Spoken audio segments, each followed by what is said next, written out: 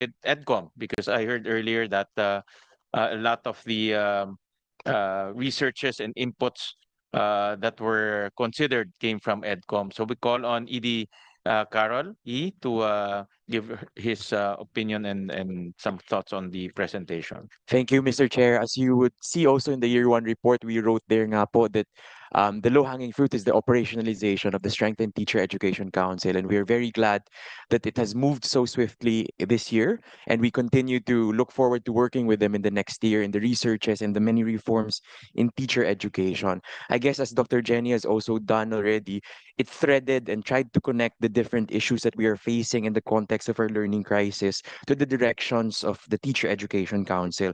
I guess I want to pursue that direction further and ask a few more questions in relation to that, and also the other, I guess, context relevant questions that will enable TEC to actually fulfill its role based on the law and its IRR. Mr. Chair, the first question I would have will be on the curriculum review, as we know that there are many areas that needs to be reviewed, and also many areas of specialization that are not yet available. I guess my first question is directly agad on early childhood education. We were coordinating with the technical panel for teacher education previously for a diploma program in early childhood education, because nakita nga po natin kulang yung available providers, and because our binding constraint is the faculty expertise that is available, and kung kakayanin talaga across all regions to offer a bachelor's program, we requested for a level 5 version of it.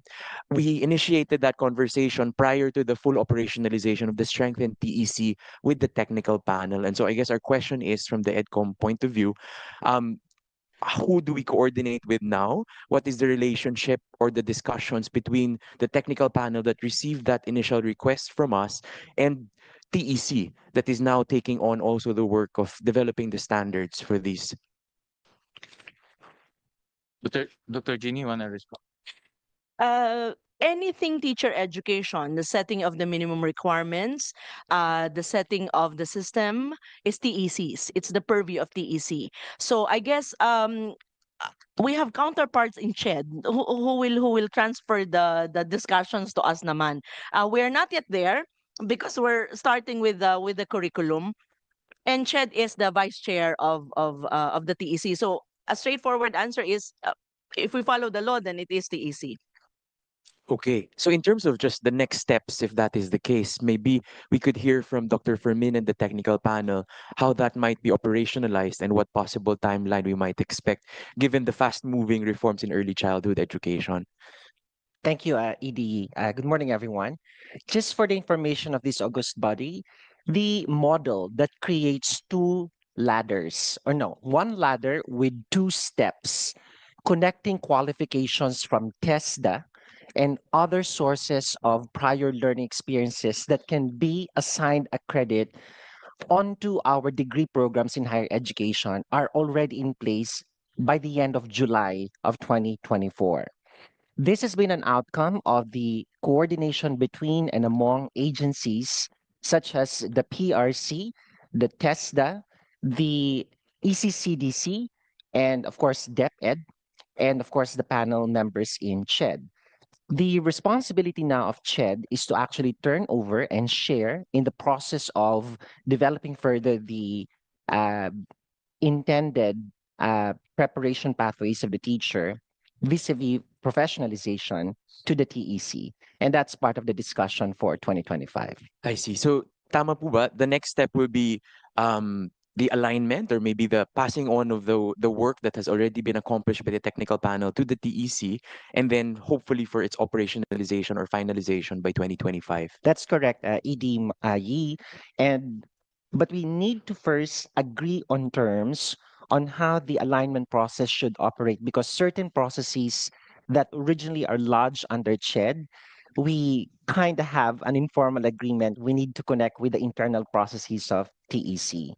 Right. So one evidence of that is the expansion of the technical panel. There's already a separate technical panel for early childhood and elementary education constituted last December 9, and the Teacher Education Council actually can maximize the role of these technical experts who have been designated for a period of 3 years, 4 years, I'm so sorry, from 2025 to 2028. Thank you. Thank you, Dr. Fermin.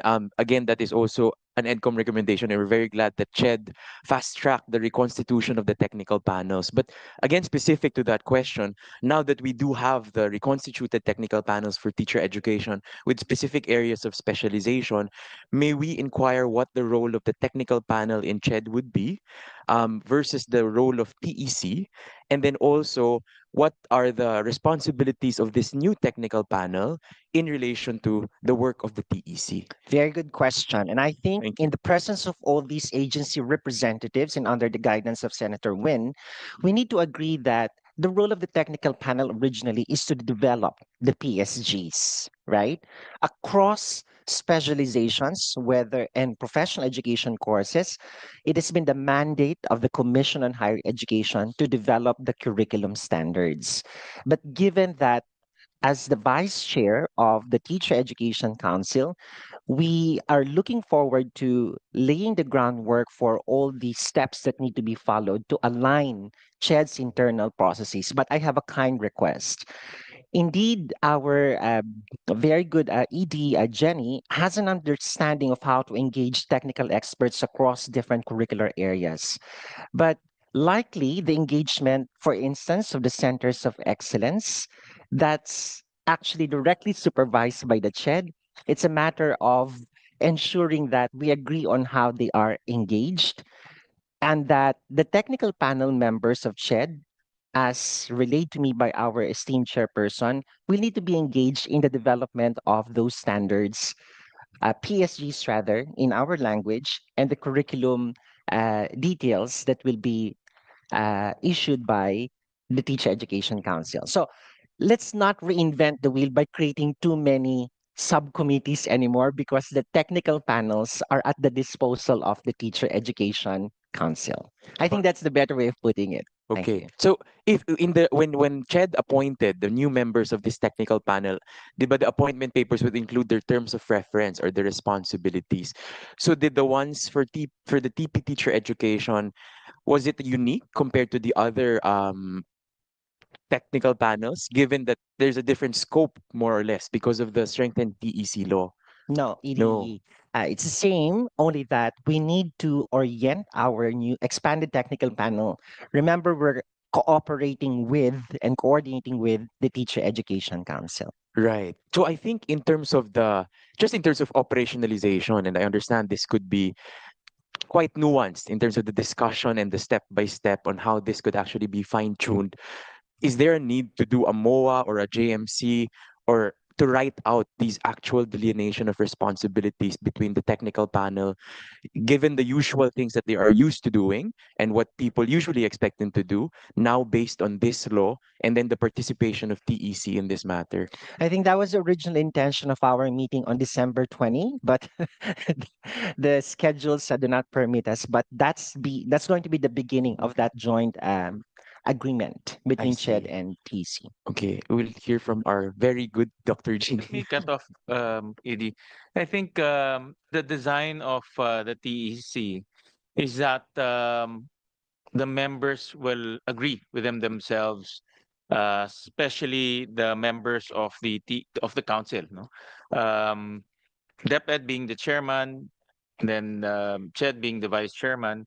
Um, all of these processes and delineation of activities should be discussed within the council. No, I don't suggest to come up with another GMC outside of the council. And that's by design. It's really working together within the council. And admittedly, when we were discussing this, in Dr. Fermin, I think was also there when we were discussing this, TWG, the hearings, the design is to really carve out teacher education because the policy now is to put heavy importance on teacher education because it's the building block of our society.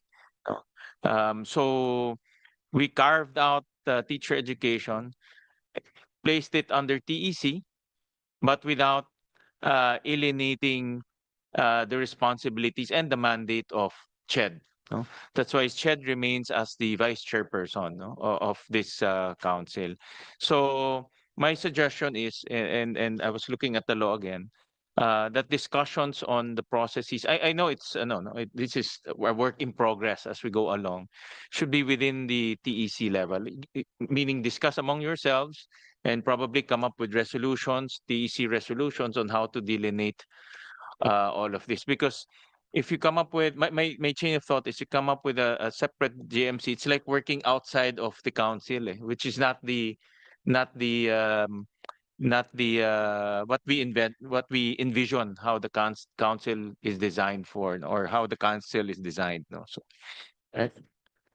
Sir, um, the work of the secretariat started with really operationalizing how we will link, no? And we understand that um, because I requested, I requested really the Chair De Vera, to if you could have the technical panels now under the purview of the council through the secretariat.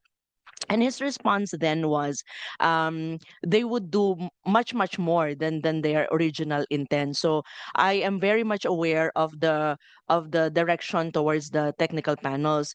What we are what we're hoping to achieve. So in the original design of the reframing of the curriculum, Your Honor, we requested the council to approve also one particular bit, and that is to also convene panels to support us. But because we heard that Ched will reinvent the will strengthen, no, the technical panels. Yung mga iimbita yung vision nila, yun din naman po ang vision namin. So ngayon ang lakas-lakas ng panels nila, nandoon na ang basic ed, well represented. So the secretariat now we withdrew our plan on convening the panels kasi naglabas sila December, was it December 9, Dr. Ed? Nagpa-oath na sila. At ang mga kasamahan namin, again, I'm under DepEd right now, ang mga kasamahan namin sa DepEd were there, no, to be part of the technical panel. So what we will do, Your Honor, of the first quarter meeting of the council is to raise this as an agenda item. If we could now, but before that, we'll do the groundwork. We'll sit with Dr. Ed first because we want him to see the design of the curriculum first, and then to the executive director up to the level of the chair, kung maaaring gano'n na rin, no, para hindi nalilito ang TEIs na pag nagpatawag tayo ng technical panel, it's a CHED mandated directed technical panel. If that could be a TEC mandated technical panel but also under CHED, meaning CHED, si Chair Popoy ang nag-release ng kanilang appointment, pero yung kanilang trabaho sana includes na the council, so we don't have to convene another panel. It's really this panel, kasi kailangan yung panel, Your Honor, kasi sila yung mga considered experts, no, ng field na yon. So I'm sure CHED has better ways of assigning them. Mas malawak ang kanilang pagtingin sa mga ito. So we are withdrawing our plan to convene. In fact, we're almost ready to release names and invite them officially. Naghanap lang po kami ng paraan for remuneration package and all. But because nakapag-release na si CHED, hindi lang namin alam ang kabuuan ng constitution. So that's part of the conversation, Your Honor. So isang item po namin sa agenda na i-raise sa quarterly meeting namin in February 26, 2025, na ito ay maging panel na ginagamit, apologies for the term, ng council din. So yun po ang magiging direction na ng Secretariat, Your Honor. Thank you for that, Edie. It's when we were discussing this law, actually that was one of the most contentious and also one of the most debated.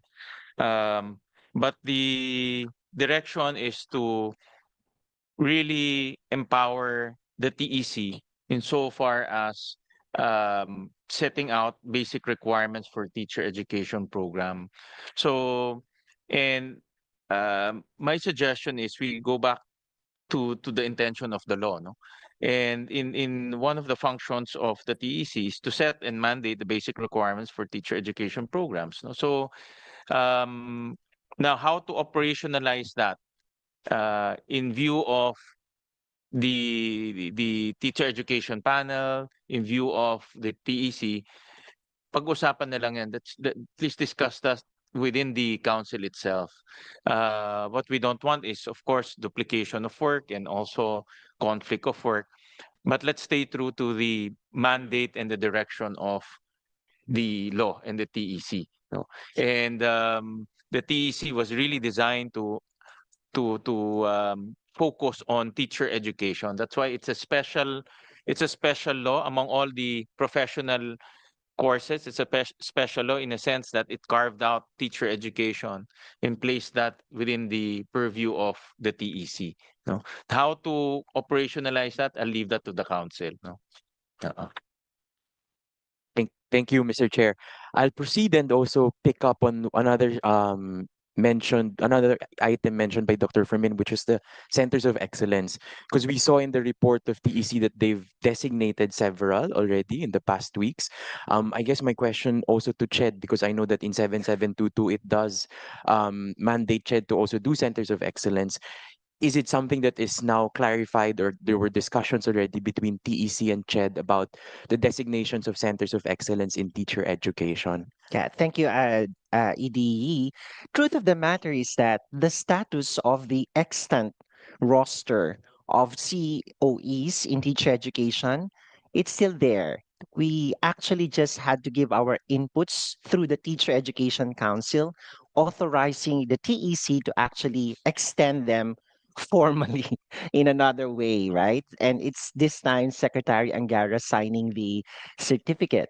But it's really the same roster of CHED minus one, right? ED Jenny, because of certain criterion. And that was heavily discussed in the third quarterly meeting of TEC. But moving forward, that's already going to be TEC.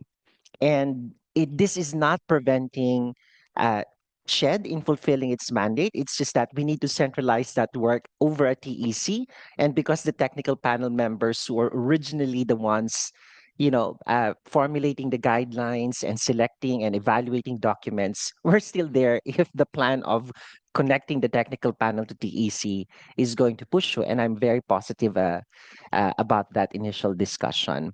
However, this does not prevent CHED from creating a separate stream of recognition. And there's another one that's actually in the pipeline. I'm not yet at liberty to discuss this, but it's also going to be in support of emerging trends in global teacher education. So maybe when that's firmed up, and that's also going to be discussed at the level of the ETEC. All So right. Thank you. Thank you for the clarification. My third question, Mr. Chair, is related to the LUC's question. Because in the data that we were studying, because we had a study on free higher education, and if you look at the profile of programs offered by the different SUCs and LUCs, the bulk of offerings of LUCs is really teacher education. 25% of enrollment in LUCs is teacher education and training. So we're not surprised with the data that you shared. But I guess my two questions is relative to CHED, but also more actually directed towards OPRKM and OICAG. So my question is how we will then make sure that all of these connections are clear. Because one, the data on LUCs when it comes to teacher ed offerings will be with OPRKM. So I was wondering if there were already discussions between TEC and CHED's OPRKM in terms of centralizing the information that they actually collect year on year as part of their usual work. The second is when it comes to COPCs, because what we learned is the very good feature of LUC's implementation of 10931 was that they were only qualified to receive free higher education if they have a COPC. Now, the COPC depends on the PSG. And so my question is now, in the redesign of TEC, it needs to be clear that whatever they redesign will lead to the revision of the COPCs of CHED and the instruments that are used to actually check and give certificates of program compliance that is handled by another office in CHED. So just to be sure that that is all aligned in terms of the operationalization of the alignment between TEC and the Commission on Higher Education. Anyone who wants to? Your Honor, thank you, Director Yi. We got our data for TEIs in their generic database. So we've not sat with OPKRM. We've sat briefly, not a formal sitting with OICAG, just to check on some details of COEs. But our main link really is the OPSD, diba? The OPSD in CHED, because it's the one, it's the house of the panels, the Yes. OPSD. So our view, and we apologize kung maliit ang aming view, is OPSD talaga ang link namin, which we hope to achieve na talaga heavily in quarter one of 2025. Thank you, ED Jenny. Uh, by the way, we did not rehearse the, but I think this is a good indication of how the agency should be working forward together. I think, Your Honor, what we need to understand here is that the detailed nature now of the functions of TEC will naturally translate to some review of agency-based policies and protocols. Because if you talk about quality pre-service teacher education, for instance, and we're carving out a different office under tech for that, it will naturally have to connect with the work not only of OPSD. Because remember, CHED as a regulatory agency has the OPRACAM and the OICAG really to understand many dimensions of quality that translate to the issuance of certain permits. And unless we're able to tie those things together relative to the minimum expectations of our PSGs in teacher education, we'll be left with um, who gets to monitor. So what will happen is CHED will monitor, and if that monitoring and evaluation process gets to be part of the discourse and the functions of TEC, we might confuse the TIs. So I think that should be part, Your Honor, of what's going to be prioritized in quarter one. Because to be honest, when we, for instance, this is a very important item. Later, I will share with you how we monitored and evaluated the degree programs in teacher education that need to be shut down. And we were able to identify them already. Eventually, this will have to be a joint work of the TEC. Yeah, because there are, I think I'm seeing other parameters that will need to be accounted for more than the licensure and the minimum requirements to run a teacher education program. So these things are not just OPSD, but also OPRACAM, OICAG, and of course there's TEC also. So this is a blessing because we are seamlessly putting together a platform in which those indicators of quality assurance, regulation, and control can once and for all be addressed. Thank you. Thank you. Thank you for the clarification. And we do look forward to really seeing the agency level coordination between TEC and the many offices within CHED that will be affected by this, by the law's implementation and full operationalization. Just to interject on the local universities and colleges, admittedly, because of the free higher education, a lot of our LGUs are incentivized to put up their own local universities and colleges. Um, this must be self-serving and to me, because we have in Valenzuela our own LUC. But in my view, the LUCs really play a very specific role in our local communities. No, so but admittedly also, they're setting up an LUC is faster than regulating and also making sure that they're of quality. No, and we actually have a proposal to regulate it, no, by law, because it's we're seeing that that LGUs are putting up LUCs without taking consideration quality or availability of workforce and professors, and that's not the intention. No. On the other note, I'm very happy to hear from Dr. Fermin that it's really going to be close collaboration between CHED as a member of the TEC and also the TEC proper, no, or the TEC secretariat. It's really going to be a very tightly, a tight working relationship between the two. I'm happy to hear that that's recognized. And moving forward, what we don't want is for the TEIs to get confused, no? And I think that's already recognized. So since this is TEC is just in its initial stage, it's good that through the council again to talk about all of this complexity so that the TEIs will not get confused on what to do and who to talk to. I think the objective, that's why in the law, if you go back to the law, it's quite clear and detailed, because we really the intention of that of crafting this many powers, no, is to make sure that there's no overlap and there's no confusion on the ground, no, because we don't want that to happen. Thank you, Mr. Chair. Last two questions.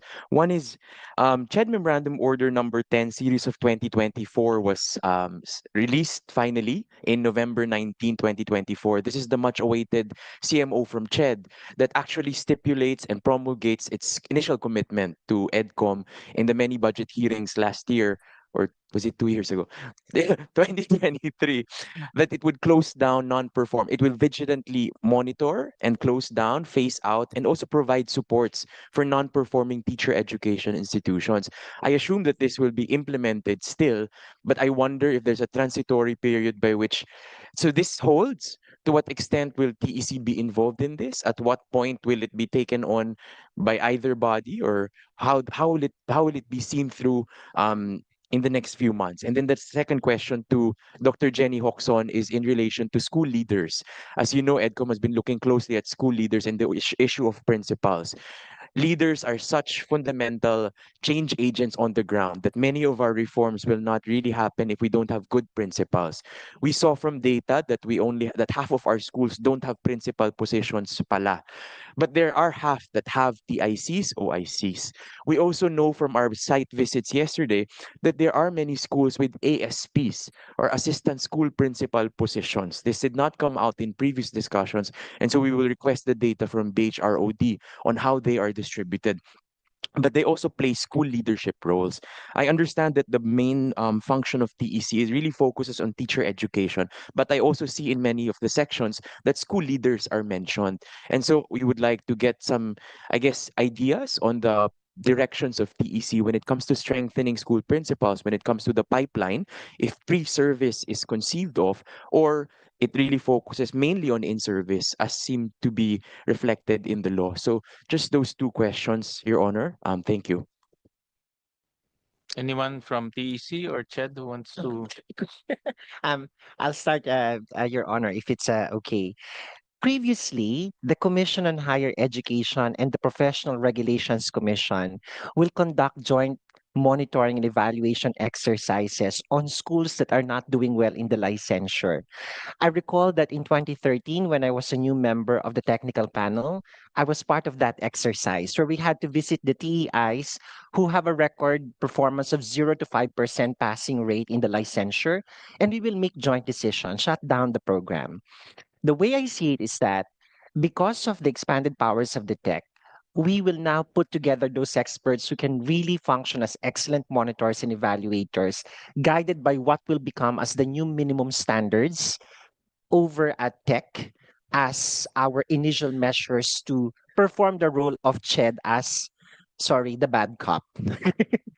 But because we regulate the TEIs, maybe the exercise is the deliberation is through the Teacher Education Council where CHED sits as vice chair, but eventually the one issuing the, that letter that tells them you have only X number of days to explain yourselves, or an outright articulation that beginning this school year you have to shut down the operations of that degree program. That's the power of the CMO. So even if we actually work with the TEC, that will hold as our regulatory document that shall apply or shall be used by CHED as the mandate, the agency with the mandate to actually regulate these institutions. So I don't find that to be so much of a concern.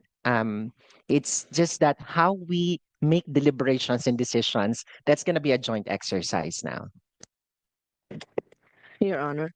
Go ahead, Dr. Thank you. So, yes po, agree, concur with Dr. Ed. We'll have it in the agenda in Q1. Just information that CHED has released the CMO, and therefore our TEIs will have to be ready, no, to respond to the expectations of the new CMO. So that will be in our agenda, Your Honor, as part of the regular updating of our council members of what's happening, no.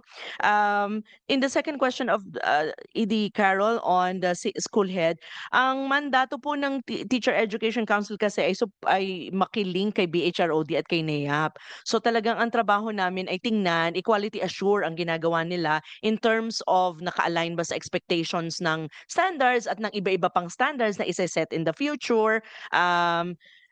Kasama din po sa aming trabaho ang tumingin kung ano yung mga espasyo. Kaya yung dalawang malaking position papers namin na dinraft, una, nakita po namin na yung mga nagiging school head wala silang practice. Hindi sila nakakapag-practice maging school head. Pumasa lamang sa test at saka makapasa sa mga qualification standards, pwede na maging school head. But being a school head is not taught anywhere. It's a really difficult ball game. So what we're hoping to achieve is to have a designation of a deputy school head.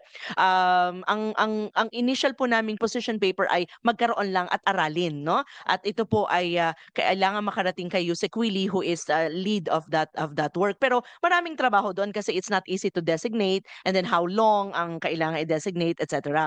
The second position po namin is on the master teachers, no? Yung makapag-mentor sila kasi wala pala silang time mag-mentor. So position paper na ginawa din po namin para masabi namin na importanteng may oras ang master teacher, pero importante ding may suporta kasi minsan yung master teacher naman is not given a pool of teachers to mentor, or hindi rin siya nasusuportahan to become a mentor. So ang overarching perspective po doon ay ang aming suporta kay NEAP na ma-develop ang mga programang ito at ano ang tingin, no, paano para masuportahan ang school head.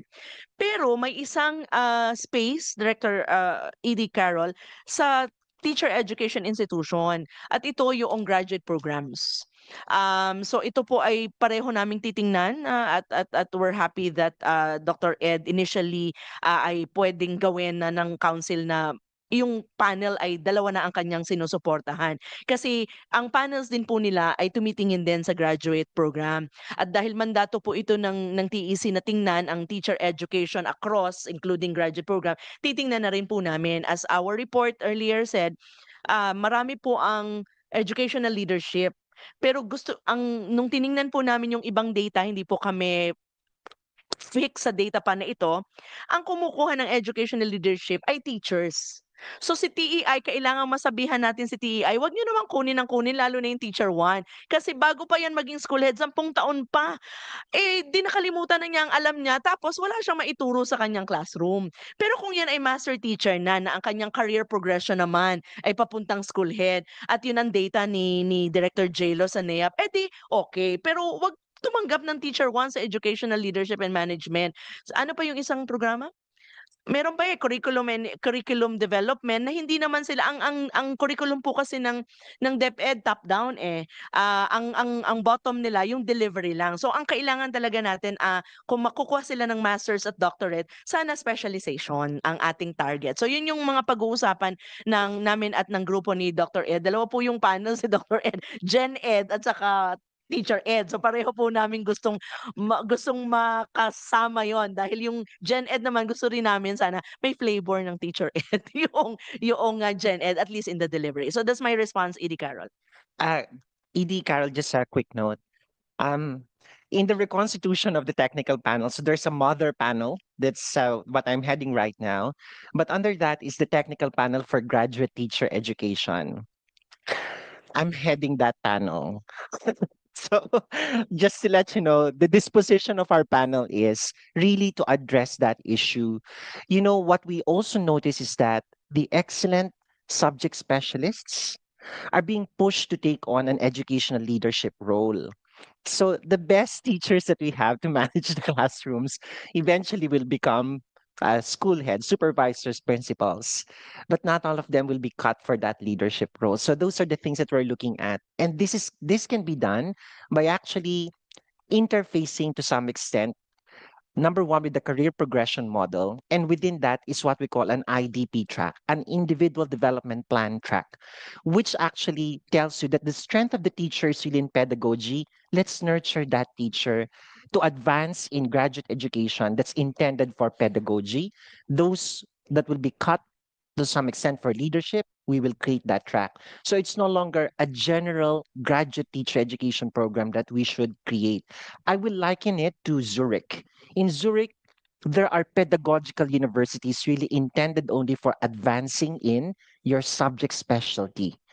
And those leadership tracks for education, some of them are actually lodged in the business schools, not in education. So we need to clarify these nuances further. Thank you. Thank you, Dr. Ed.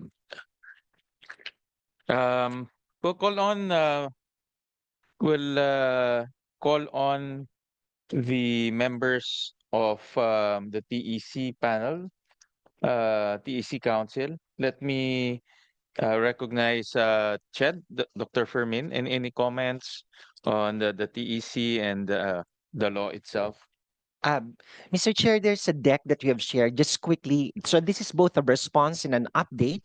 The first thing that we'd like to send to this body is that CHED is extremely delighted that we're moving forward in what I will call a more peaceful era in trying to understand the relationship of the stakeholders in teacher education. There's a huge amount of clarity in what we can do together, and the synergy is very much felt. So the next slide, Your Honor, shows you particular parts of the IRR where CHED has really responded to very quickly. The first one is on section 8.16, where we're looking at the establishment of relevant consortia and other cooperative arrangements in support of Philippine teacher education. The European Union has invested in the Philippines, particularly in the area of teacher education, to understand how we could put in global trends, particularly in measuring learning outcomes in teacher education. We are fortunate to have been funded through the Kalohia project. This is lodged under the ASEAN Universities Network and, of course, funded by the European Union under the Erasmus track. This is the comparison of achievements of learning outcomes in higher education in Asia, which actually is a meeting of 31 higher education institutions trying to understand how do we know that a teacher education student has achieved a specified learning outcome or competency. And this is going to be an important input to how we will redesign content. You're right, Director Jenny.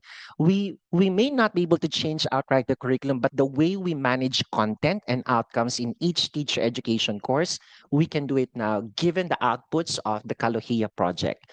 The other one is very important, and Your Honor, this is something that the Philippines should be proud of.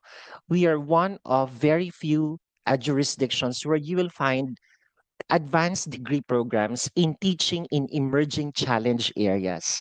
So there is now a set of higher education institutions in the Philippines, for instance, Centro Escolar University, West Visayas State University, the University of San Carlos, the University of the Philippines, offering particular training for teachers to teach in deprived, underserved, and underprivileged areas, especially those affected by war and other calamities.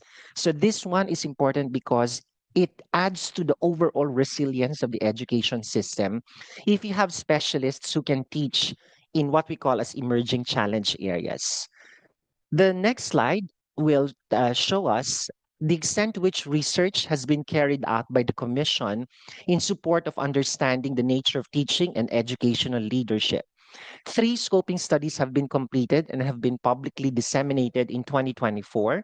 The University of Southeastern Philippines has conducted the exploration on the quality of teacher education institution entrance, adding to the literature of how we can identify talent who can enter the profession. The Cebu Normal University did an exploration of the quality of graduates of teacher education institutions, which is in addition to the extant literature on the impact of the licensure on the first 5 years of teaching. And there's a very strong correlation that's been established. Meantime, to understand what type of deans, program heads we need in our teacher education institutions, the West Visayas State University led the study on leadership configurations and the transformation of Philippine teacher education institutions. Interesting input on how we should, Director Jenny, set qualifications on who should become deans and program heads, and eventually faculty members. Meantime, the next slide shows you, and this is good news for everyone, that in terms of teacher education scholarship program and student incentives, Your Honor, following the stipulations of CMO number 7 series of 2023, we have the teacher education specializations on the right as part of the identified priority programs for CHED merit scholarships from 2023 all the way to 2028. So this is good news because we are putting in specialists in STEM, culture and arts, early childhood education, special needs education, and sports and exercise science. On the next slide, we're showing how the extent to which we are monitoring the performance of both non-performing and performing teacher education institutions. So now that we have the CMO that we can use as basis, we are happy to report to this body that 169 teacher education institutions out of the universe of 122 elementary teacher education programs and 307 secondary education programs have been subjected to monitoring this year. So we are accounting for a total of 389 programs. 9 programs have already been phased out, closed, or ceased their operations. So this is by virtue of that provision. Meantime, 318 programs have been monitored and have been identified with deficiencies in several areas of the minimum standards. So we have given them a period of compliance, and if not, the stipulations of the CMO on phase out shall apply. So after the exercise, as of November 11, a total of 42 programs from 16 TEIs have already been identified and recommended for phase out. And this is going to continue. And this is why, Your Honor, the technical panels are necessary because they are part of the quality assurance teams fielded out by the Commission. Meantime, if we are monitoring the non-performing, we are also celebrating the achievements of our performing TEIs. And again, based on the data provided and analyzed, co-analyzed with the Professional Regulations Commission, the next slide will show you sometime in January or March, I forget. We will be honoring, let's move on to the performing roster. Was it added? Next slide, please. There. So, Your Honor, I think you received the invitation to keynote actually the awarding very soon. We will be honoring 91 teacher education institutions and 194 teacher education institutions, elementary and secondary levels respectively, for their stellar performance in the licensure exam. And most of these are the 35 teacher education institutions recognized by TEC are actually part of the roster. So, oops, sorry, I have disclosed that publicly, but we're still reviewing the final roster just to make sure that the data sets are consistent. I think the final slide that I'd like to share with the group, we're happy that there's an expanded technical panel now. So, Director Jenny, at your disposal are the key technical panels under the mother panel of teacher education. That's early childhood, elementary and special needs. There's secondary education, technical, vocational, and alternative education, and of course, graduate teacher education. And we are also happy to report that on the first day after our oath taking, we had to do our work immediately. Mindful of the roadmap for Philippine teacher education issued by the Teacher Education Council, the Technical Panel for Teacher Education convened the first CHED National Teacher Education Summit on December the 10th. Next slide, please. Where the goal is to actually communicate to our deans of nearly 400 or 500 teacher education institutions common understandings of quality and relevance in teacher education, which is our way of prompting them that more changes and transformations led by the Teacher Education Council, where Ched is the vice chairperson, should be expected beginning January of next year. On behalf of the Commission on Higher Education, I'd like to express this team of transformative agents in Philippine education. CHED is one with you in ensuring that we deliver and ensure that our teachers are able to commit themselves to making education a transformative experience for every Filipino learner. Maraming salamat po.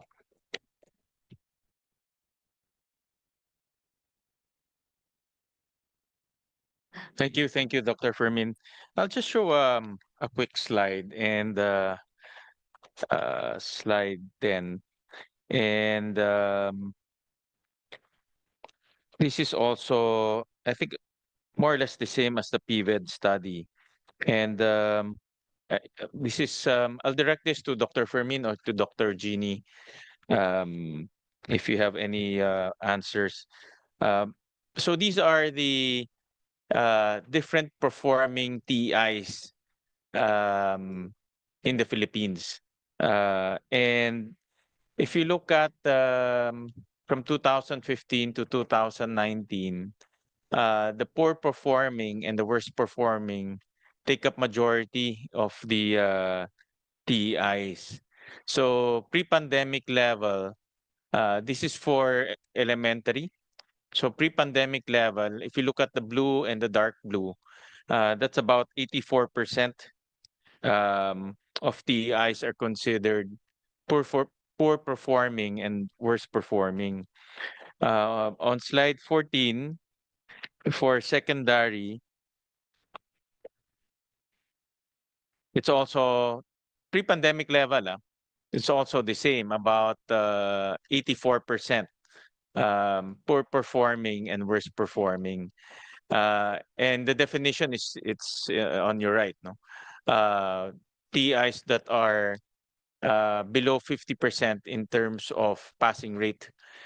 Um, my question, I have two questions. Number one is in 2021, we saw a um, improvement um, in terms of performance. This is for secondary. Go back to the primary, to elementary.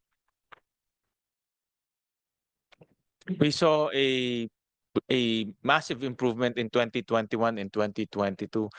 Is there any particular reason why there's a massive improvement in? Did we change the way uh, we uh, administer the LET? Um, yeah. Anyone from the panel can answer? Yes, Dr. Navarro, who's a mainstay of this committee. Thank you. I hope no postponement.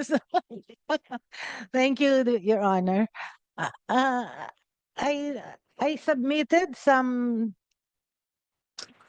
slides where I will show the reason. Can we, Comsec, can we show the slides? So my first question is what happened? How come there's a Yes. dramatic change? And then number two, what are we doing with those poor performing and worst performing? I'll direct that later to Dr. Fermin or any from the panel can answer. Okay, thank you. Thank you. So, from the very start, the PRC has always been collaborative. That is the role of PRC, collaborate with all government agencies. And I think that the results of this examination left will prove how collaborative PRC is. Okay, well, what is the LEPT? Next, please. The licensure examination for professional teachers, that's LEPT. It used to be LET, but PRC thought it should be professional teacher, not only teacher. Serves as a crucial entry point for teacher education graduates to practice the teaching profession. Initiated in 1995 following the enactment of Republic Act number 7836 in 1994, the LEPT has been fundamental in upholding the professionalization of teaching by mandating the passing the examination as a prerequisite for employment in elementary and secondary education. Next, please. Where is the LEPT administered? The Professional Regulation Commission and the Professional Regulatory Board for Professional Teachers have rigorously ensured the LEPT's integrity through item analysis and continuous quality improvement practices.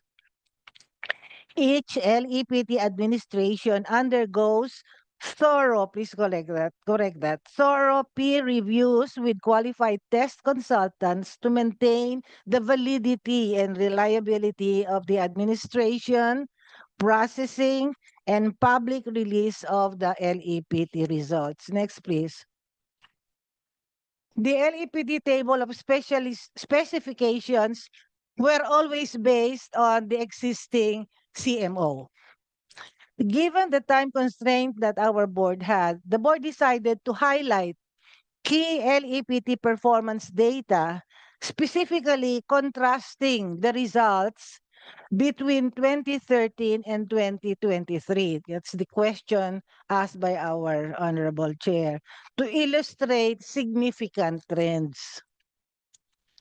Next, please. Now, let's take a look at the 2013 LEPT performance. The table of specifications, which was the basis of the licensure examination for professional teachers, was based on the CMO number 30 series of 2004. Right? So between 2013 and 2023, this is a very dramatic decade because this was punctuated by the COVID-19. And the pre-COVID and the post-COVID really caused tremendous change in our educational system. Now, for the result of the 2013, we looked into our research and statistics records. At the elementary level, first-time takers had a 57.47% passing rate, while the repeaters or the retakers had 12.92%. And that pulled down the overall passing rate into 29.92%. Now, for the secondary level, the first-time takers achieved a higher score, 63.37% is the passing rate. But the repeaters at 20.96 pulled down also the overall passing rate to 39.70%. Now, let's take a look at the 2023 LEPT performance. The TOS, or the table of specifications, then was based on CMO numbers 74 for the elementary and 75 for the secondary series of 2017. So after more than 20 years, CHED decided to issue a new CMO, and this is it. Now, the result, so we were supposed to test them on the new curriculum as early as 2021. By the time the 2017 cohort would have graduated. But because of the COVID-19, we really decided there was no licensure examination during that period, 2020 and 2021. But the following year, it was abnormal because instead of only 2 licensure examinations, we had to give 4 or 5 licensure examinations in 1 year, just so to accommodate little by little this group that graduated after the COVID-19. No? So this is the results. This is now the product of CHED's CMO 2017. Elementary level, first-time takers passing rate increased to 75.17%, with repeaters still 20.13% and pulling down the overall passing rate to 43.71%. Now, for the secondary level, first-time takers recorded a 72.58% passing rate and repeaters at 25.10%, also pulling down the overall passing rate to 51.45%. Now, I would like to show also this graph, no, this table, because based on our calculation, no, because we are not statisticians, we realized that there are about 40,000 oversupply of qualified teachers, meaning they passed the licensure examination for professional teachers. But based on our information from DepEd, DepEd was able only to employ 10,000, 15,000, at the most 20,000. And we always ask, where are they? Where are these 40,000 every year? And so they're in higher paying jobs, like what? Call center. And they are in the 7 continents of the world. They're very much in demand, the Filipino teachers. Also, I found out that they have their own entrepreneurial projects. They have tutorials. They have tutorials. They have uh,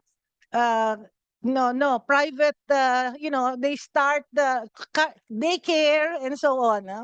And back there was it when kindergarten was a backyard industry among teachers, and then they graduated into universities. That's how enterprising our professional teachers are. So this is the total LEPT output of qualified teachers, 69,789. Now for the 2023 LEPT, 95,060. That's the supply of our qualified, no? Because they passed the licensure examinations. Now, tentative conclusion. This is the tentative conclusion of the board. These statistics revealed a marked improvement over the decade, potentially influenced by both predictable and unforeseen events, such as the COVID-19 pandemic. The enhanced focus on mitigating learning loss, the rise of knowledge through advanced communication technologies, and evolving cultural approaches to pedagogy. Recommendation: to further understand these shifts, the board recommends comprehensive research into the contributing factors and variables affecting LEPT outcomes. Such in-depth analysis will inform evidence-based policy formulation and help guide government actions to support the continuous development of pre-service teacher education and providing startup towards professional career progression. So I always say professional teachers do not retire because after retirement, they can still continue practicing their profession. And that is where the role of PRC continues with the career progression and specialization and credit accumulation transfer system, so that they can rise to the level of PQF level 7 and PQF level 8. And this will be implemented in the next few years and recorded in the professional teachers identification card that we renew every 3 years. Now, my last slide. is a very rough infograph on the trend from 2013 to 2023.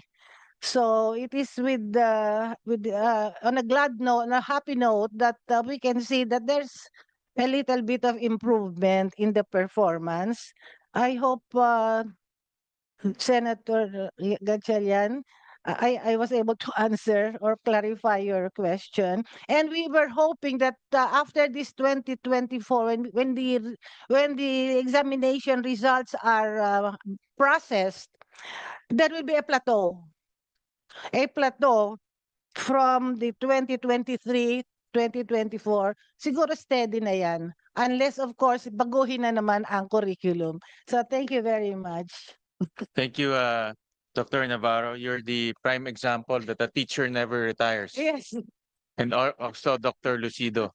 After teaching, you're still working. Yeah. yes, all of them can do that. Actually, in my team, we have 2 let passers here. Ah, So, but they're not obviously teaching, they're yes, here. yes. So that's another example that some teachers opt not to teach, but they work in policy or legislation. But Chairman, we receive reports from many government agencies. They tell us, alam nyo, pagka teacher ang nakuha ko sa staff ko, wala akong problema. I tell them what to do, and you can forget about it, and they do it. That is to add. Thank you for that. But going back to my slide, so the main reason is because of the change in Change. CMO. Oh. Okay. And whether that's for the better or for the worst, I think I'll leave that to the TEC to analyze. No, I think it's Yes. you need a deeper analysis on that. But obviously, just looking at this, um, the number of poor and worst performing went down from 84% to 30%, because of that change. No, so of course, I'm happy because the poor and worst performing schools are now lesser. I'm sure Ched is happy because they're not going to be the bad person serving the notices. But this is uh, but going back to my question, but still, we still have 30%. No, this is still a large number. So, what is the recommendation from CHED or from TEC on addressing the poor and worst performing schools? No? Aside from the move to close, no? And I'll show later on that some schools are actually have very small number of passers. But what is the action on recommendation from CHED and TEC on how to address this? Still, the 30%. Thank you, Mr. Chair, and to Chairperson Navarro of the Board of Professional Teachers. SHED has done its initial analysis. What really happened during that time when there was a spike in terms of the performance? You know, Mr. Chair, it's a low-hanging item. In CMO number 30 of 2004, believe it or not, we did not describe each course. It was just a listing of courses that need to be covered. The difference in the 2017 PSGs and Dr. Lucido, who was part of the development process, we described the outcomes per course. Learning outcomes following the adopted framework of CHED, which is an outcome-based education model. So it was issued in 2012. Then we had 2017 as the issuance of the revised PSGs. The description that we placed for every subject found in the curriculum, I think made a huge dent because that also clarified the table of specifications of the licensure. So we now test in terms of the intended learning outcomes of the degree programs. Now, this is bearing on the future work of tech beginning January. ED Jenny, because we were only able to describe the course outcome. We haven't articulated yet common learning outcomes within each subject, which is, if we follow the discourse of outcome-based education, is the way to do things. So I think if we keep doing that, we will be able to tell teacher education institutions, make sure you teach keeping in mind these outcomes very, very mindfully. So the 30%, Mr. Chair, I guess, may not have been so mindful that those things need to be in place. And therefore, one way of doing that, as far as the CHED is concerned, is we need to find out how do we maximize the top performing teacher education institutions to help out in the process.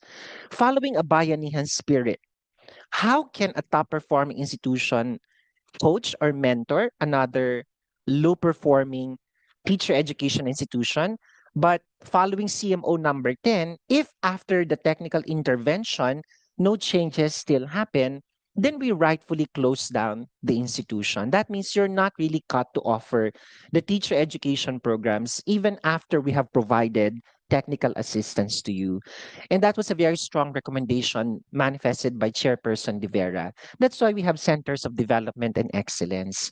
Part of their job is to actually help the entire ecosystem, move up to a different level. So that's as far as CHED is concerned, Mr. Chair. Thank you. Dr. Jeannie? Thank you, Your Honor. We agree with everything that Dr. Ed said, Your Honor. Yung PSG kasi natin ngayon, yung kanyang nagawa, nalinaw niya yung directions ng Teacher Ed. So yung mga missing elements sa tingin natin na dapat pang dagdagan, yun ang palalakasin natin in the reframe. Kaya po, ang talagang nakita naman natin sa study, malaki na yung makikip from the current PSG. May mga lilinisin lang tayo, especially in the content. Now, I'd like to comment, Your Honor, react doon sa sinabi ni Dr. Ed sa ano ba ito, yung support ng yung bayanihan spirit. Kasi po we are a country of competition. So pag naglabas si Dr. Navarro at saka si Dr. Lucido nang nag-top, ayan na, kanya-kanya na kaming post, kanya-kanya na kaming banners no sa labas na nag-top kami, etc. While it is important, Your Honor, kailangan nating makita rin kung ano yung deeper engagement sa pagpasa sa LET. For example, I'll use the Philippine Normal University as an example. NCTE na siya. So ang pagpapasa sa LET is a requirement na. It's a given. So pag nag-top siya, parang it's a given. It's nothing to celebrate in our heads. At least, Diyos ko baka magalit ang mga kaibigan ko sa PNU. Because it's already expected. But what we're looking for ay paano lumawak no itong mga anong lalim ng pagpasa kasi yung mga pumapasa din naman natin hindi natin alam kung nasaan nasaan sila, ano ang kanilang mga ginagawa na. That's one aspect, Your Honor. And then yung nabanggit din ni Dr. Ed, ito yung isa naming lament no sa Centers of Excellence. Talaga lamang at si Dr. Ed isa rin siya sa nagsabing wag ka nang mag-extend kasi hindi na nga maganda yung performance. Kaya lang kailangan lang po namin ng tulong kaya nagre-designate kami. Pero noong yung ating Centers of Excellence, nakalimutan din nila yung role nila. Their role, one of their major roles, Your Honor, at gusto naming kopyahin yun from the CHED mandate ay kailangan nakatulong ka sa at least doon sa area mo. We found data, Your Honor, na ang mga kapartner ng TEIs in Mindanao as far as PNU pa, as far as UP pa, pero sa area naman nila, ang dami-dami naman nilang kapartner dapat doon. So nami-miss out yung mga ganoong tsansa.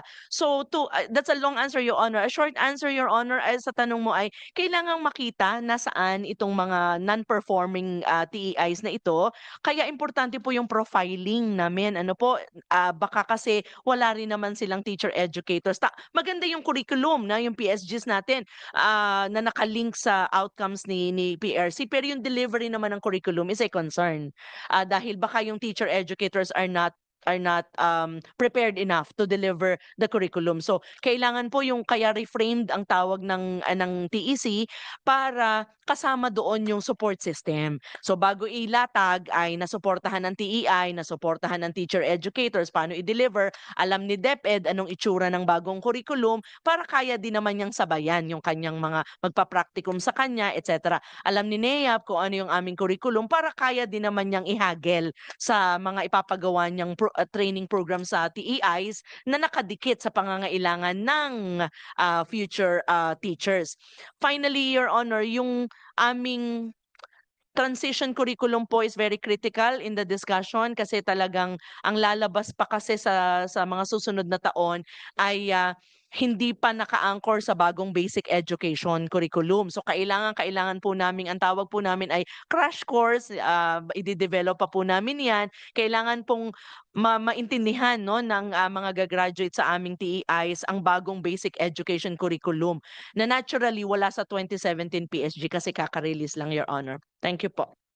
So the action is, if you look at this graph, 2022 lang, let's take 2022 because that's the most recent. The dark blue and the blue is 30%. So that's about 222 TIs equivalent. No? And if you go to slide 14, this is for secondary. The poor performing and worst performing is about 55%. So that's about 394. Just as a caveat, these are TEIs with more than 50 annual let takers. We divided the big schools and the small schools so that it will not skew the numbers.